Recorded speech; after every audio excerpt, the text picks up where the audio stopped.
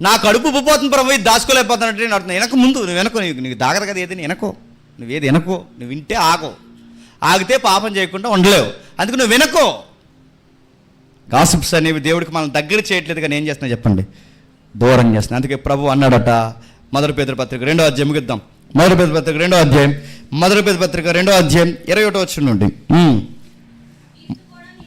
క్రీస్తు కూడా మీ కొరకు బాధపడి మీరు తన అడుగు జాడల యందు నడుచుకున్నట్లు మీకు మాదిరి ఉంచిపోయిను.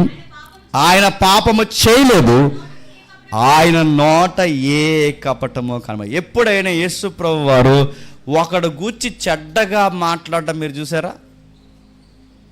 ఎప్పుడైనా వాడి గురించి డౌన్ చేసి మాట్లాడు. ఇస్కరియోతు యూదా కూడా సాతానుగాడని తెలిసిన వాడి కాళ్ళైనా కడిగాడు, కానీ ఒక్క మాట అన్నాడు. ఆయన ఏమని చెప్పి, నువ్వు చెయ్యాల్సిన త్వరగా చేసి, అంతేగాని ఇండైరెక్ట్గా ఎప్పుడైనా వాడిని డౌన్ పాల్ చేసి మాట్లాడా? ఆయన నోట కపటం అంటే ఆయన లోపల ఒకలా బయట ఒకలా లేడు. ఆయన లోన ఎలా ఉన్నాడో చెప్పండి, బయట ఎలా ఉన్నాడు. ఆయన నోట ఏ కపటం లేదు. ఆయన మనకి మాదిరించిపోయాడు. వీళ్ళు మనకు హాని చేస్తున్నారని తెలిసినా గుర్తుపెట్టుకోండి, వాళ్ళని ద్వేషించకండి. వాళ్ళు హాని చేస్తున్నారని తెలిసినా వాళ్ళతో యథావిధిగా మాట్లాడేయండి. వీళ్ళు హింసకులని తెలిసినా వాళ్ళని ఏమి హింసించకండి, వాళ్ళతో మాట్లాడండి.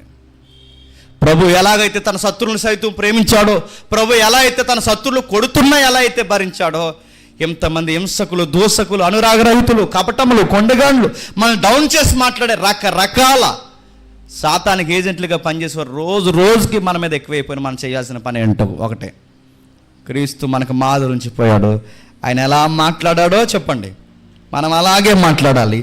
ఆయన ఎలాగో నడిచిపోయాడో అలాగే నడిచిపోవాలి. కింద వచ్చంలో ఆయన దూషింపబడి, ఆ నోరుతో దూషించలేదు ఆయన. మనల్ని దూషించారని వాళ్ళని దూషించడం, మనల్ని ఏదో అన్నారని వాళ్ళేదన్నారని వాళ్ళు ఏదో స్టేటస్ పెట్టారు, మనం ఒక స్టేటస్ పెట్టడం, ఇవన్నీ అడుగుతాను. ఈ ఎవరు చేస్తారు చెప్పండి? నేరో మైండ్ ఉన్న వాళ్ళు చేస్తారండి. చాలా దిగువ స్థాయిలో ఆలోచిస్తారు. వాళ్ళు ఏదో తెంగర స్టేటస్ పెట్టారని వాళ్ళు కౌంటర్గా నడుతున్నారు. అది డిగ్నిటీ అనిపించుకోదు. పెట్టుకొని అలాగే చాలా లో స్టాండింగ్లో ఆలోచిస్తున్నారు. పెట్టుకొని మన డిగ్నిటీ చెప్పినా చూసినా చూడలేనట్టు ఉండడం, ఇన్నా వెళ్ళలేనట్టు ఉండడం, దగ్గరికి వార్త తెచ్చినా పట్టించుకోకపోవడం. మన దగ్గర చెప్పిన ఓ పట్టాన్న ఎవడ సోది మనం చెప్పండి వినకుండా మనం చేయాల్సిన పని చేయడం, అది మన డిగ్నిటీ. గుర్తుపెట్టుకో. ఎందుకు వాళ్ళు చెప్పినట్టు అడుగుతాను. వాళ్ళు స్టేటస్ పెడతారు, వాళ్ళకి ఎదురుగా మనం పెడతాం, అడుంకోటి పెడతాడు, అడుంకోటి పెడతాడు, అడుంకోటి పెడతాడు. ఇంక ఉడికిపోయి ఏం చేస్తాడు చెప్పండి? ఇంకెదురు పెడతాడు ఇంక మన కోసం. లేకపోతే ఎవరైనా కూర్చోబెట్టి సాక్ష్యం చెప్పిస్తారు చెప్పండి. ఏదో చేస్తారు అంటున్నారు. ఎందుకు అవన్నీ అడుగుతున్నారు? వాళ్ళతో ఈ ఫైట్లు, పోటీలు మనకు అవసరం. మన పనుల్లో ఒకటైనా పని మళ్ళీ చెప్తున్నాను, అది సోషల్ మీడియా అయినా, ఫేస్బుక్ అయినా, ఇన్స్టా అయినా, నీ ఇంటికాడ స్నేహమైన, కాపురమైన పనుల్లో ఒక్కటే. సమయమందును అసమయమందును సాధ్యమైతే ప్రయాసపడి సువార్త చెప్పంతే, సువార్త చెప్పంతే. ఎవడ గొడవలు నెత్తిమే పెట్టుకోవద్దు, ఏది భుజాన్ని తిరగద్దు, ఏ గొడవలకి మనం రిప్రజెంట్గా ఉండదు. మన పనుల్లో ఒకటే. సాధ్యమైతే సువార్త చెప్తాం, సహోదరుని సమాధానపరుద్దాం, దేవునికి దగ్గర చేద్దాం. సమాధానపరిచి దేవుని చేత దేవుని కుమారులు అనబడుదురు అన్న వాగ్దానానికి చెప్పండి అర్హులుగా మనం మారిపోతాం. ఆయన దూషించి బదులు దూషించలేదు, ఆయన శ్రమ పెట్టబడి పునరుద్ధానంలో లెగుతానరా, మీ అందరి సంగతి ఆ రోజు తేలుతానరా అనలేదు ఆయన. గుర్తుపెట్టుకోండి. ఈరోజు మనల్ని హింసించిన వాళ్ళు ఈరోజు వాళ్ళకి బలం ఉంది, రేపొద్దున మనకు బలం వస్తుంది. ఆ రోజు మనకు లోకుగా దొరుకుతారు. ఆ టైంలో నువ్వేంటో దేవుడు తెలిసిపోతావు. ఆడు చేసినట్టు నువ్వు చేసావో, ఇప్పుడు నీ టైం నీ చేతిలో ఉన్న వాడు చేసినట్టు నువ్వు చేసావో, నువ్వు క్రీస్తు మాదిరిని అనుసరించిన వాడివి కాదు. నన్ను బాధ పెట్టినోడిని కూడా నా ఎదురుగా కనబడినప్పుడు వాడికి ప్రైజ్లు అటు చెప్పాలి. నా లైఫే లేకుండా చేయాలనుకున్న వారిని కూడా వాళ్ళ లైఫ్ బాగుండాలని వాళ్ళ కొరకు మనం ప్రార్థన చేయాలి. ఇవన్నీ ఎందుకు చేయాలంటే నేను మరి చెప్తున్నాను, నేను క్రైస్ట్ ఫాలోవర్ని కనుక నేను చేయాలి. నా మనసుకు నొప్పిగా, బాధగా, వీడి కోసం కూడా నేను ప్రార్థన చేయాలనిపిస్తుంది. ఎస్, ఆడి కోసం కూడా నేను ప్రార్థన చేయాలి, తప్పదు. ఎందుకంటే నా ప్రభు నాకు మాదిరి ఉంచిపోయాడు. మిమ్మల్ని హింసించే వారి కొరకు చెప్పండి ప్రార్థన చేయండి, మిమ్మల్ని దూషించే వారి కొరకు ప్రార్థన చేయండి, మీ మీద నిందలు మోపిన వారి కొరకు కూడా ప్రార్థన చేయండి, మిమ్మల్ని శ్రమలకు గురి చేసిన వారిని కూడా ప్రార్థన చేయండి, చెడ్డవారి కొరకు మంచివారి కొరకు కూడా ప్రార్థన చేయండి. అందుకే మీకు ఎన్ని వినబడినా ఒక మాట మాత్రం చెప్పండి, అరే నేనేం చేయలేంటే నేను జడ్జిమెంట్, కానీ న్యాయము తీర్చు దేవుడు ఒకడు ఉన్నాడు. ఆ న్యాయం తీర్చే దేవునికే నన్ను నేను క్రీస్తులాగా అప్పగించుకుంటున్నాను. సరే, నేను ఎంత ప్రేమిస్తున్నానో మీరు నన్ను అంత ద్వేషిస్తున్నాను, నేను ఎంత గౌరవం కొట్టినానో నా గౌరవాన్ని అంత భంగపరుస్తున్నారు. కానీ ఒక రోజు ఉంటుందిరా, అది జడ్జిమెంట్ డే. ఆ రోజు నువ్వేంటో నేనేంటో దేవుడు చూసుకుంటాడు. నీలాగా నేను రోడ్ల మీదకి వచ్చి గొడవలు ఆడలేంట్రా. గాడ్ బ్లెస్ యూ అని వదిలేసండి అంతే. ఎవరితో ఎక్కువ రుద్దకండి, వదిలేయండి. మాటకు మాట పంచాము, వాళ్ళు ఒక మాట అంటాం, వాళ్ళు 4 మాటలు మనల్ని అంటారు. దానికోసం రాత్రి అంతా ఆలోచించాలి, నిద్రలేమి, దానివల్ల హెల్త్ ప్రాబ్లం వస్తుంది. ఆ హెల్త్ ప్రాబ్లం వల్ల మన కుటుంబం పడుతుంది, మన కుటుంబం అంతా డిస్టర్బెన్స్ అవుద్ది. మనం నమ్ముకున్న జీవితాలు రోడ్డు మీద అన్యాయంగా పడిపోతాయి. అవన్నీ మనం వినకూడదంటే చూస్తాం, చూడనట్టుంటాం, వింటాం, వెళ్ళలేనట్టుంటాం. ఏది దగ్గర తెస్తారు, మాకు సంబంధం లేదంటాం. ఆడు నిన్నే అంటున్నాడు అంటే అన్నే ఆడిని నిన్ను దేవుడు దీవించిన కాక మళ్ళీ తేడా ఇంకేడు.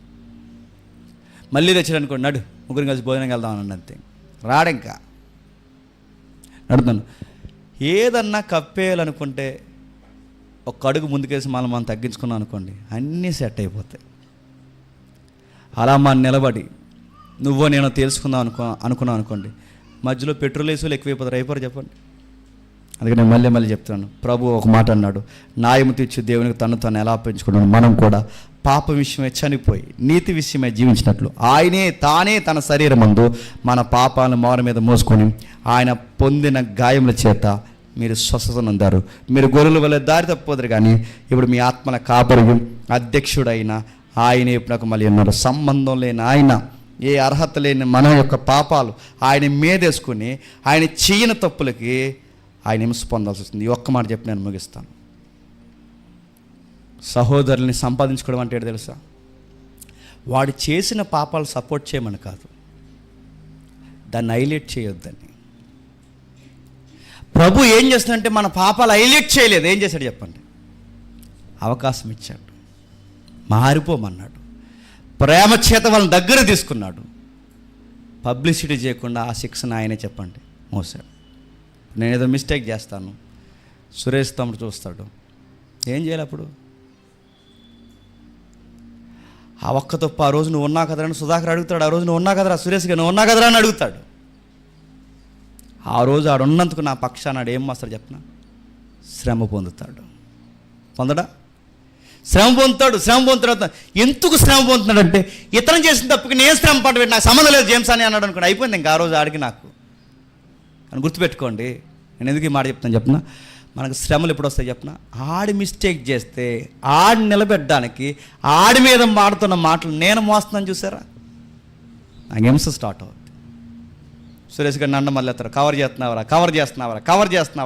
చేస్తున్నావరా అంటే లేదురా ఆడు బాగానే ఉన్నాడు రా, మనం సెట్ చేద్దాంరా. ఆ హింస ఆడు చెప్పి ఆ స్టాండింగ్ ఏమవుద్దంటే చెప్పండి, అందరి చేత వాడికి బాధలు స్టార్ట్ అవుతాయి. ప్రభు కూడా అలాగనట, మనందరినీ పక్క దోసాడట, ఆ నిందలన్నీ మీదేసుకున్నాడట, మన మీద పడాల్సిన దెబ్బలు ఉమ్ములన్నీ చెప్పండి ఆయన మీదేసుకొని అవకాశం ఇచ్చాడట. ఇంక మళ్ళీ ఇంకెప్పుడు చెప్పండి చేయకండి. నన్ను ప్రేమించేవారైతే నా ఆజ్ఞలు గైకుంటారు, నన్ను గౌరవించేవారైతే నా పక్షాన్ని నడుస్తారు. నేను అర్థం కాకపోతే మళ్ళీ మీరు పాపంలోకి జోగుతారు, మీ ఆత్మలకు మీరే ఉత్తరవాదులు అవుతారు అన్నాడు. ఇప్పుడు చెప్పండి, మన ఇతరుల యొక్క లోపాలు కప్పుదామా?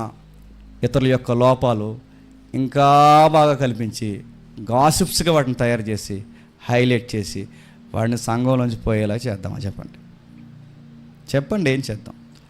ఒక కాపురాన్ని నిలబెట్టే మాటలు మాట్లాడదామా? ఒక స్నేహాన్ని నిలబెట్టే మాటలు మాట్లాడదామా? ఒక సంఘాన్ని నిలబెట్టే మాటలు మాట్లాడదామా? నీ ఉదార స్వభావం నీకు పెద్దరికం అలవాటైతే, నీకు డిగ్నిటీ పెరిగితే, నీ క్రైస్తవ ఉదార స్వభావం నీకు అర్థమైతే నేను ముగిస్తున్నాను. సాధ్యమైతే ప్రేమ చేత చెప్పండి, దోషాలు కప్పండి. సాధ్యమైతే ప్రేమ చేత అనేకులను సంపాదించండి. ప్రతి ఒక్కళ్ళు తప్పులు ఎత్తుకుంటూ తిరిగాం అనుకోండి, ఇలా అందరూ కలిసి ఒకరోజు చెప్పండి నీళ్ళు తప్పులు ఎత్తుతారు. ఒక మాట సామెతలో చదివంగా తీయొద్దు, ఎదుటోళ్ళని తప్పుడు వ్యక్తులు అని చెప్తే వాళ్ళు తప్పుడు వ్యక్తులుగా కనబడతారు లేదో నాకు తెలియదు, కానీ చెప్పండి చెప్పినోడు మాత్రం ఖచ్చితంగా చెప్పండి తప్పుడు వ్యక్తిగా కనబడతాడు. ఒకరోజు నువ్వు లేనప్పుడు అంటాడు, వీడికి అన్నీ ఇయ్యే పనులను అందరి కోసం అలా చెప్పుకుంటూ తిరుగుతాడు అంటారు. ఎవరికి వచ్చిందండి నింద చెప్పండి? అందుకే మాట్లాడితే సువార్త మాట్లాడదాం, మాట్లాడకపోతే నోరు మూసుకొని ఊరుకుందాం. సమాధానపరిచేవారు దేవుని కుమారు. ఈ రోజుతో గాసి